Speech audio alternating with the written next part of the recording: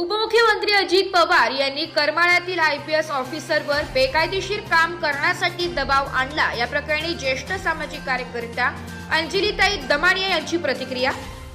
Bureau report, Titwala news, Titwala. राष्ट्रवादीच्या कार्यकर्त्यांनी जो धुडकूस आता महाराष्ट्रात चालवलाय त्याचाच एक प्रत्यय आज आपल्याला करमाळ्याला आलाय। काही कार्यकर्ते तुम्हाला फोन करून सांगतात की एक ऑफिसर कारवाई करतात आणि तुम्ही त्या ऑफिसरला फोन करून धमकी देता। अतिशय शॉकिंग आहे। ती यंग ऑफिसर तुम्हाला काही प्रश्न विचारते तर ते तुम्हाला झोंबतात, त्यावर तुम्ही त्यांना आणि धमकी देता की तुझं डेअरिंगच कसं झालं। मी उपमुख्यमंत्री बोलतोय। मला असं वाटतं अजित पवारांना एक गोष्टीचं भान ठेवायला हवं की त्या आयपीएस ऑफिसर आहेत आणि त्या अतिशय उच्च शिक्षित आहेत आणि स्वतःची पातळी सांभाळून, म्हणजे खरं तर असं म्हणू नये पण पातळी सांभाळून त्यांनी वागणं गरजेचं आहे। प्रत्येकाला शहाणपण शिकवायला जातात आणि आज जे त्यांनी केलंय ते अतिशय डिस्टर्बिंग आहे। कुठल्याही प्रकारे त्या ऑफिसरला जर त्रास झाला, त्यांची बदली केली, त्यांना कुठल्याही प्रकारे